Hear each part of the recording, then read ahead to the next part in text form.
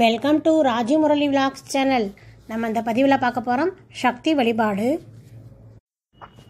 அதில் தலைப்பு புவனேஸ்வரி தேவி. இதை பற்றி பகுதி 1 ஏற்கனவே போட்டிருக்கேன். இதுக்கு முன்னாடி 8 பதிவுகள் போட்டிருக்கேன். பார்க்காதவங்க பிளேலிஸ்ட்டில் முதல்ல பாருங்கள். அந்த 8வது பதிவு புவனேஸ்வரி தேவியில் இன்னும் மீதி பாதி இப்போ படிக்க போகிறேன். புதுசாக பார்த்தீங்கன்னா சப்ஸ்கிரைப் பண்ணுங்கள், பக்கத்தில் இருக்க பெல் ஐக்கான் டச் பண்ணுங்கள், அதில் ஆல் பட்டன் தொடுங்க. நம்ம அடுத்த வீடியோ நோட்டிஃபிகேஷன் கரெக்டாக வந்துடும். மற்றவங்களுக்கு ஷேர் பண்ணுங்கள். சக்தி வழிபாடு முதலேருந்து பாருங்கள், மற்ற பதிவுகளையும் பாருங்கள், மற்றவங்களுக்கு ஷேர் பண்ணுங்கள். மேற்கூறிய சிந்தாமணி மண்டபத்தில் 10 படிகளோடு கூடிய ஒரு மஞ்சம் உண்டு. அதன் கால்கள் பிரம்மா, விஷ்ணு, ருத்ரர், மகேஸ்வரர் ஆவர். சதாசிவர் அந்த மஞ்சத்திற்கு பலகையாக அமைந்துள்ளார். மகாதேவர் புவனேஸ்வரராக காட்சியளிக்கின்றார். அங்கே ஜெகன்மாதா புவனேஸ்வரி சர்வாபரண பூஷிதையாக சகல தேவதைகளும் புடைசூழ காட்சி அளிப்பாள். சங்கநிதி பதுமநிதி இரண்டிற்கும் நடுவில் தேவி புவனேஸ்வரரின் மடியில் அமர்ந்து அருள்கிறாள். ஸ்ரீ சக்கர தாடகங்களை அணிந்து தாமரை போன்ற முகத்துடன் சந்திரபிரபை சூரிய பிரபையை தலையில் சூடி அருட்காட்சி அளிக்கின்றாள். சந்தன குழம்பு, பச்சை கற்பூரம், குங்குமப்பூ போன்ற வாசனை திரவியங்களை தன் உடம்பில் பூசி இருப்பாள். சங்கு போன்ற கழுத்து, மாதுளை முத்துக்கள் போன்ற பற்கள், இரத்தினங்கள் இழைத்த கிரீடங்கள், கங்கையின் சுழல் போன்ற நாபிக்கமலம், மாணிக்க கற்களால் ஆன மோதிரம், தாமரை தலம் போன்ற முக்கண்கள், இச்சா கிரியா ஞான சக்திகள் துலங்க திகழ்கிறாள். லஜ்ஜை, துஷ்டி, புஷ்டி, கீர்த்தி, காந்தி, ஷமை, தயை, புத்தி, மேதை, ஸ்மிருதி, லக்ஷ்மி போன்ற பணிப்பெண்கள் தேவிக்கு பணிவிடை செய்கிறார்கள். விஜயா, அஜிதா, அபராஜிதா, நித்யா, விலாசினி, மங்களா, நவா ஆகிய பீட சக்திகள் தேவியை சேவிக்கிறார்கள். ரக்தா, ஷாமுண்டா, பத்ரா, மகாமாயா போன்றோர் புவனேஸ்வரியின் நாற்புறங்களிலும் இசைக்கருவிகளை இசைக்கிறார்கள். ஹ்ரீங்காரம் என்ற கூட்டை அழகுபடுத்தும் பெண் கிளியாகவும் கோடிக்கணக்கான பிரம்மாண்டங்களை காப்பாற்றும் திறன் உடையவளாகவும் சதாசிவமயமான பீடத்தில் அமர்ந்து அருள்பவளமானவள் புவனேஸ்வரி. ஹ்ரீங்காரம் எனும் மகாமந்திரம் வர்ணிக்கும் பெருமையுடையவள். துர்கா, ராதா, லக்ஷ்மி, சரஸ்வதி, சாவித்ரி ஆகிய பஞ்சசக்திகளின் ஜனனி. ஹ்ரீம் மந்திரத்தால் புகழப்படுபவள். புவனேஸ்வரரின் பத்தினி. பாசம், அங்குசம், வரதம், அபயம் இவற்றால் ஜுவலிக்கும் கர கமலங்கள் உடையவள். தேவியின் கையிலுள்ள பாசம் தன்னை நாடி வரும் பக்தி உள்ளத்தை தன்பால் இழுத்து இறுக கட்டி விடுகிறது. பா என்ற தாதுக்கு காத்தல் என்றும் எங்கும் நிறைந்திருத்தல் என்றும் பொருள். எது பிரபஞ்சத்தை காத்து அதன் அனைத்திலும் நிறைந்திருக்கிறதோ அதுவே பாசம். பாசம் எனில் ஆசையையும் குறிக்கும். லலிதா சகஸ்ர நாமத்தில் ராகஸ்வரூப பாஷாட்டியா எனும் நாமத்தில் ஜீவன்களின் கட்டும் தலையாய் உள்ளது பாசம் என கூறப்பட்டுள்ளது. பிறரை கட்டுப்படுத்தும் பாசத்தை நான் கட்டுப்படுத்தி வைத்துள்ளேன் என்பதை குறிக்கவும், கட்டுண்டு கிடக்கும் ஜீவன்களை விடுவித்து முக்தியளிக்க தன்னால் முடியும் என்பதை குறிக்கவும் அன்னை புவனேஸ்வரி பாசம் ஏந்திய கரத்தினாய் துலங்குகிறாள். அங்குசம் பக்தர்களின் அகந்தையை அடக்கிவிடுகிறது.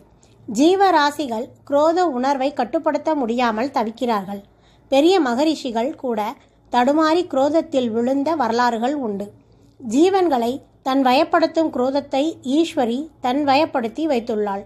யானையின் மதத்தை அடக்க அதன் பாகனிடம் அங்குசம் இருப்பதை போல ஜீவன்கள் கர்வம், அகங்காரம் அடக்கி சாந்தப்படுத்தவே புவனேஸ்வரி தன் கரங்களில் அங்குசத்தை தாங்கியுள்ளாள்.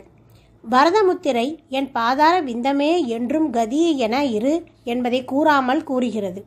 மேலும் சக்தியுடையவள்தானே கேட்டவற்றை எல்லாம் தர முடியும். எல்லா தேவர்களுக்கும் வரம் கொடுக்கும் சக்தி அளித்தவள். ஜீவராசிகள் வேண்டியதை அளிக்க சித்தமாய் உள்ளாள் என்பதை வரதமுத்திரை குறிக்கிறது. பயம் வந்தால் அதை போக்க நான் அபயம் அளிக்க காத்திருக்கிறேன் என்பதை அபய முத்திரையால் அறிவிக்கிறாள்.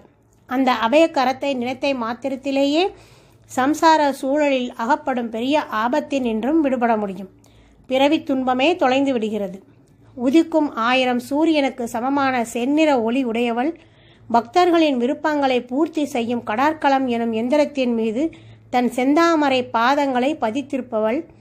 பிறை சந்திரனின் கணங்களால் அழகிய மணிகளால் ஆக்கப்பட்ட கிரீடத்தை தரித்தவள், லலித ரூபத்துடன் பிரகாசிப்பவள், ஜெகத் ஜனனியான புவனேஸ்வரியின் சக்தியால் தான் இந்த உலகம் இயங்கிக் கொண்டிருக்கிறது.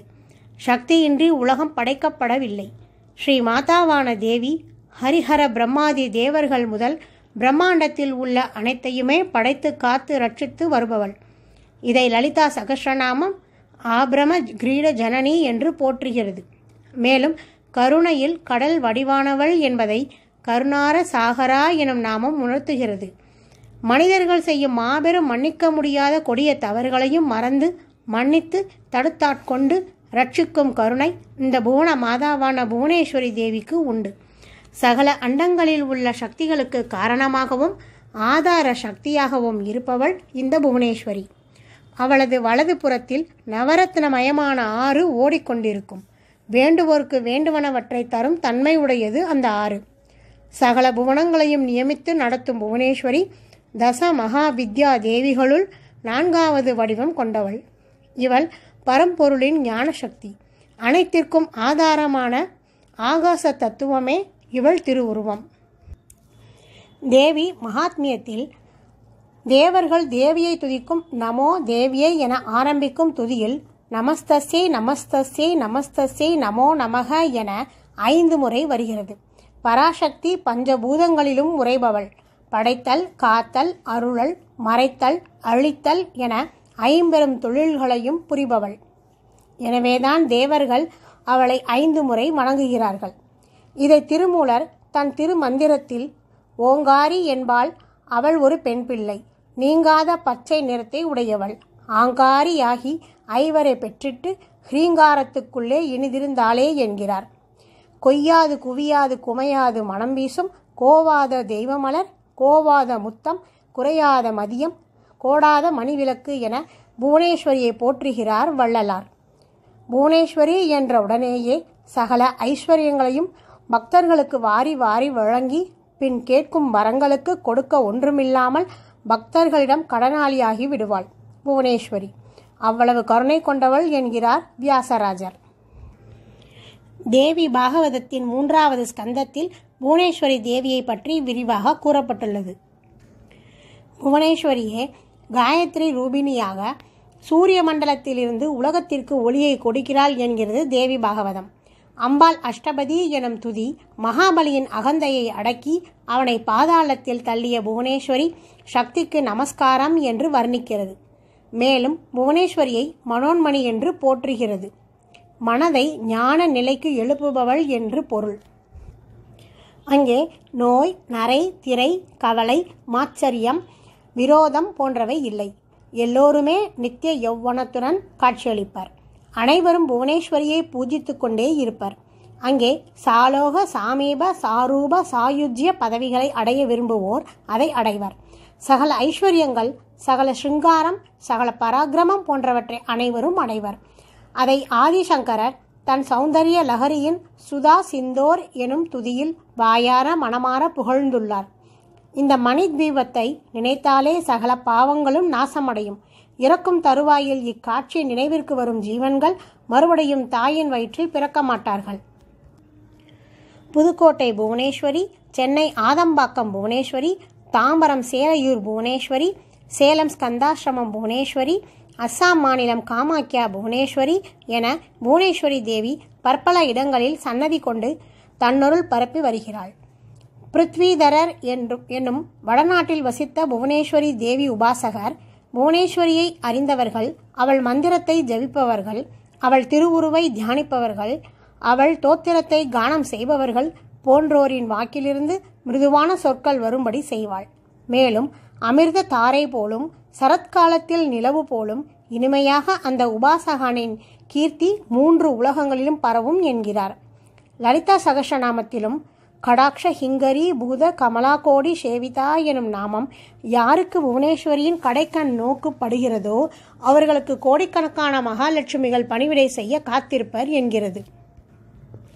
ஆதியில் தேவர்கள் அசுரர்களை வென்ற செருக்கில் அலைந்த போது ஆகாசத்திற்கும் பூமிக்குமாய் ஒரு பேரொளி தோன்றியது. தேவர்கள் அனைவரும் அது என்ன என்று பார்க்க போனார்கள். அந்த பேரொளி ஒரு யட்ச உருவமாகி ஒரு துரும்பை கிள்ளி போட்டு அதை அழிக்கச் சொன்னது. வாயுவினால் அதை அசைக்கவே முடியவில்லை, தீயினால் எரிக்கவே முடியவில்லை. கடைசியில் அனைத்து தேவர்களும் தேவேந்திரனையே அதனிடம் அனுப்பி வைத்தனர். தேவேந்திரன் தன் அகம்பாவத்தை தொலைத்து மிக பணிவுடன் தாங்கள் யார் என்று கேட்டபோது ஒரு அழகிய பெண் உருவம் அங்கே தோன்றியது. நீ ஜோதியாக பார்த்தது பிரம்மஸ்வரூபம். இவ்வளவு பிரபஞ்சத்திற்கும் காரணமாக இருப்பதும் எல்லாவற்றுக்கும் ஆதாரமாக இருப்பதும் அந்த பிரம்மஸ்வரூபம்தான். அந்த அம்பிகைக்கும் ஈசனுக்கும் உள்ள சம்பந்தத்தை சரீரபாவம் என்பர். உடலும் உயிரும் எப்படியோ அப்படி ஈசன் உயிர். அந்த உயிருக்கு உடலாயிருப்பது அம்பிகை என்று இந்திரனுக்கு பதிலளித்தாள். துவம் சரீரம் சம்போ என்றார் ஆதிசங்கரர். அந்த சம்புவின் சரீரமாயிருக்கும் அம்பிகை அகண்ட வடிவில் விளங்குகிறாள். எப்படி பிண்டமாகிய உடல் அவளுடையதோ அதே போல அண்டமாகிய உடலும் அவளுடையதே. அவள்தான் தேவி புவனேஸ்வரி. ஒருவன் தன் சக்தியை சமயத்திற்கு தகுந்தாற்போல் உபயோகிப்பதைப் போல ஈசனும் சந்தர்ப்பத்திற்கு தகுந்தாற்போல தன் சக்தியை உபயோகிக்கிறார். அந்தந்த பிரயோகத்திற்கு தக்கவாறு சக்திகளும் துர்கா, லக்ஷ்மி, ராஜராஜேஸ்வரி என்று மாறுபடுகின்றன. சக்திகள் அனைவருமே மாயா சக்தியின் பரிணாமமே ஆகும். புவனங்கள் படைப்புக்கு காரணமாக இருக்கும்போது புவனேஸ்வரி என்ற பெயருடன் விளங்குகிறாள். அம்பிகை கண்களை திறந்தால் எல்லா லோகங்களும் சிருஷ்டிக்கப்படுகின்றன. கண்களை மூடினால் அவ்வளவும் அழிந்து விடுமாம். கருணை காரணமாக அவள் தன் கண்களை மூடுவதே இல்லையாம்.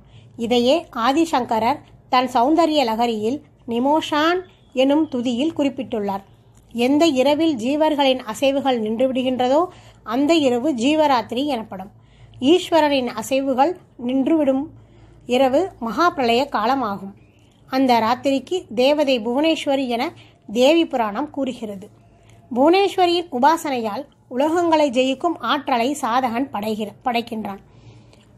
அளவில்லா செல்வமும் வாழ்க்கை வளமும் பதவி உயர்வும் நிச்சயமாக பெறுகிறான். நோய் நொடியற்றவனாய் கருணையுடன் கூடியவனாய் திரிகால ஞானியாகவும் விளங்குவான். ராஜவசியம் தனவசியம் கிட்டும். அரச தண்டனை, பேய் பிசாசு ஏவல் உபாதைகள் நீங்கும். மன்னர்களாலும் வணங்கப்படுவான். உலகங்கள் எல்லாம் தன் ஆத்மாவே என்ற சர்வாத்ம பாவம் நிச்சயம் பெறுவான். நில உலகில் புவனேஸ்வரியை உபாசித்து வழிபட்டவர்கள் தன் தேக விநியோகம் ஆன பின் மணித்வீபத்தை அடைவார்கள் என்பது நம்பிக்கை. ஆதிசங்கரர் கூறியது போல நினைப்பது யாவும் தங்களை ஸ்மரிப்பதாகவே ஆகட்டும். மகேஸ்வரி, என் வாக்கிலிருந்து வரும் சொற்கள் யாவும் தங்களை குறித்து நான் செய்யும் துதியாகவே ஆகட்டும். என் சரீரத்தால் செய்யப்படும் செயல்கள் தங்களுக்கு நமஸ்காரம் ஆகட்டும். தாயே, அருள் புரிய வேண்டும். எப்போதும் நான் செய்யும் குற்றங்களை பொறுத்தருள்வாய் அம்மா என்று அவளை பிரார்த்திப்போம். ஓகே ஃப்ரெண்ட்ஸ், இந்த பதிவு பிடிச்சிருந்தா லைக் பண்ணுங்கள், கமெண்ட் பண்ணுங்கள், மற்றவங்களுக்கு ஷேர் பண்ணுங்கள். அடுத்த தலைப்பு திரிபுர பைரவி தேவி. அடுத்த பதிவில் பார்ப்போம். Thank you friends.